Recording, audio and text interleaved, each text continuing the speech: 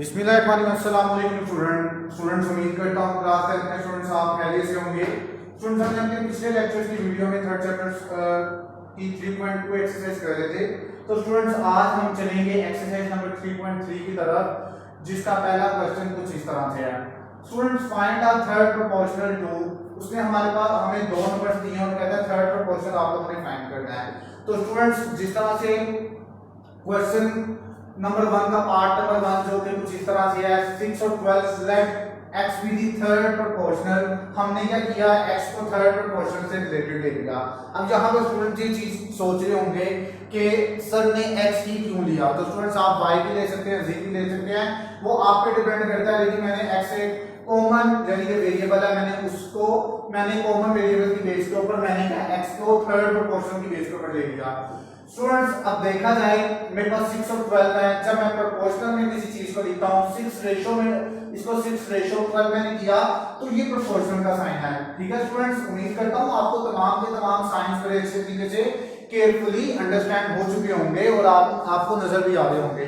तो students 6 ratio 12 and proportional 12 ratio x। उसके बाद स्टूडेंट्स आप लोगों को पता है कि जिस तरह से product of stream is equal to the product of means to से कि हमारे पास क्या चीज इक्वल होती है, product of extreme is equal to the product of means. So students मैंने आपको बताया था ये 6 मेरे पास इस तरह से x के साथ मल्टीप्लाई होगा और ये 12 को हम 12 के साथ मल्टीप्लाई करेंगे। तो स्टूडेंट जैसे हम 6 को x के साथ मल्टीप्लाई करेंगे ये क्या हो जाएगा 6x हो जाएगा इज इक्वल टू 12 को 12 के साथ मल्टीप्लाई करेंगे तो 144 हो जाएगा। इसी तरह से स्टूडेंट्स हमने x को फाइंड करना है। x को फाइंड किस तरह से करना है, 6x is equal to 12 multiply by 12 144 and x is equal to students जब भी आप लोगों को बताया कि x के साथ कोई भी नंबर होता है तो वो क्या बनता है, वो हमारा डिनोमिनेटर बनता है। x is equal to 144 over 6, then 144 को मैं 6 के साथ डिवाइड करूंगा तो क्या आएगा 6 1 जा 6 के जगह पे 14 नहीं जाना, 6 2 जा 12, 2 उधर क्या चला गया 4 के पास, देन 6 4 जा 24। So x is equal to 24 is your answer. Okay students, उम्मीद करता हूं आप लोगों को ये पहला क्वेश्चन बड़े अच्छे तरीके से समझ लग चुका होगा। उसके बाद स्टूडेंट्स क्वेश्चन नंबर 2 इसका क्वेश्चन नंबर 1 का पार्ट नंबर 2 3 4 5 आप लोगों का होम टास्क है। स्टूडेंट्स आप लोगों ने इसे घर से करना है। जो 6 क्वेश्चन है वो डिफिकल्ट है थोड़ा सा, वो क्वेश्चन मैं आप लोगों को परफॉर्म करके दिखाऊंगा। उसका सॉल्यूशन कुछ इस तरह से है। स्टूडेंट्स यहां पे मेरे पास p² - q² over pq - q³ comma p - q over p² - pq + q²। Students यहां पे भी मैं इसी तरह से इसको लेट करूंगा, let x be the third proportional. x क्या है मेरे पास थर्ड प्रोपोर्शनल है, then we have a syntax and format of this condition p² - q² over pq - q³ ratio p - q over p² - pq plus q²। अब then मैंने क्या किया, इसको 2 टाइम्स लिख दिया प्रोपोर्शन में और then p - q over p² - pq plus q² and then ratio x। तो स्टूडेंट्स यहाँ पे हमने इसको फॉर्मेट में लिख दिया। अब फॉर्मेट में लिखने के बाद we know that product of extremes is equal to the product of mean. Students आप लोगों ने ये चीज मैंने आपको अपने लेक्चर की इंट्रोडक्शन में भी चैप्टर की इंट्रोडक्शन में भी ये बताया था, product of extremes is equal to product of means. तो स्टूडेंट्स मेरे पास क्या आया, अब मैंने क्या करना है उसी तरह से ये वाली चीज x के साथ मल्टीप्लाई होगी और देन ये वाली इसके साथ। अब मैंने p² - q² और pq - q³ को इसको x के साथ मल्टीप्लाई कर लिया। अब देन उसके बाद है p - q और p - q के 2 टाइम्स है, ये भी आपस में मल्टीप्लाई हो गए एक्चुअल में।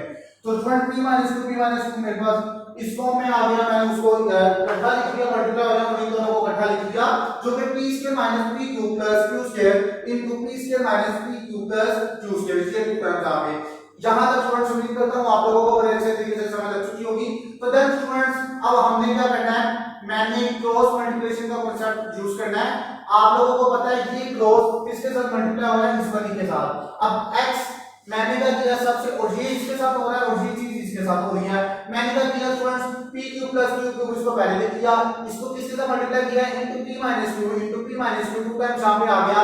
उसके बाद इज इक्वल टू स्टूडेंट्स अब यहां पे मेरे पास x p square minus q square into, अब इसके साथ p square minus p cube multiply by q square इसके साथ मल्टीप्लाई कर दिया जाए into p square minus q p cube plus q square इसके साथ मल्टीप्लाई कर दिया। तो स्टूडेंट्स ये इस फॉर्मेट के अकॉर्डिंग मैंने क्रॉस मल्टीप्लिकेशन के फॉर्मेट के अकॉर्डिंग मैंने अपनी एक्सप्रेशन को मल्टीप्लाई किया। देन अब मैंने ये x को फाइंड करना है, x को फाइंड करना है। यहां पे आके स्टूडेंट्स कंफ्यूज हो जाते हैं, सर x को फाइंड करना था तो ये सारी की सारी जो वैल्यू है एक्सप्रेशन है आप इसको डिनोमिनेटर के साथ क्यों लेते हैं? स्टूडेंट जहां मैं आपको बताता चला जाता हूं कि x के साथ जितनी भी एक्सप्रेशन नंबर कोई भी वैल्यू होती है वो हमेशा, अगर मैंने x या y को फाइंड कर रहा हूं तो वो डिनोमिनेटर बनेगा। तो उसके बाद p cube plus q cube into p minus q p minus q ये मेरे पास ऊपर आ गया। उसके बाद डिनोमिनेटर में मेरे पास क्या आ गया students, p square minus q square into p square minus p cube plus q square into p square minus p cube plus q square. ये स्टूडेंट मेरे पास डिनोमिनेटर में आ गया। अब यहां पे मैंने क्या किया, ये चीजें डिनोमिनेटर में तो आ गई। अब मैंने p माइनस q और p माइनस q अभी इस टाइम हम यहां पर मौजूद हैं, जो कि अब मैंने क्या किया, p माइनस q और p माइनस q को टू टाइम यहां पे लिख दिया। अब p cube plus q cube का फार्मूला स्टूडेंट्स होता है हमारे पास, यानी कि क्या फार्मूला है, p plus q into p square minus p cube plus q square. ये मेरे पास students a cube plus b cube का फार्मूला है। फॉर्मूले को स्टूडेंट्स मैं दोबारा से रिपीट करता हूं, a cube plus b cube का क्या फार्मूला है, a plus b into a square minus ab plus b square. तो स्टूडेंट्स इसी तरह से मैंने यहां पे ये फार्मूला मैंने पुट किया, जो कि क्या बनता था, इस फार्मूला ये formula p cube plus q cube क्या बन रहा है, p plus q into p square minus p cube plus q square. तो यही पे स्टूडेंट्स मैंने फार्मूला यहां पे ओपन कर दिया। उसके बाद स्टूडेंट्स अब then p square minus q square. Students आप दोबारा प्रीवियस जाएं, फर्स्ट चैप्टर की तरफ, हमने 9th में पढ़ा था a square minus b square किसके इक्वल होता है, a plus b into a minus b। तो p square minus q square क्या हुआ students, p minus q into p plus q। उसके बाद देन ये एक्सप्रेशन को स्टूडेंट्स मैंने ऐसे लिख दिया नीचे डिनोमिनेटर में, p square minus p cube plus q square into p square minus p cube plus q square. तो स्टूडेंट्स उम्मीद करता हूं यहां तक आप लोगों को बड़े अच्छे तरीके से समझ आ चुकी होगी। अब देन मैंने कट कर लिया जो वैल्यूज आपस में मिल रही है, यानी कि जो एक्सप्रेशन आपस में मिल रही है। तो सबसे पहले p माइनस q को p माइनस q के साथ मैंने कट कर दिया। अब यहां पे p प्लस q को p प्लस q के साथ कट कर दिया। देन अब नेक्स्ट मैंने क्या करना है, p square minus p cube plus q square. अब यहां पे p है, p square minus p cube plus q square, इन दोनों को आपस में कट कर दिया। तो मेरे पास रिमेनिंग में क्या बचा, रिमेनिंग में स्टूडेंट्स ये बचा p माइनस q इन ओवर जो ऊपर है, और इसके डिनोमिनेटर में क्या है, p square minus p cube plus q square. तो स्टूडेंट्स यहीं पे मेरा क्वेश्चन सॉल्व हो जाता है कि सिंपलीफाई फॉर्म में मैंने थर्ड प्रोपोर्शन की वैल्यू को फाइंड कर लिया।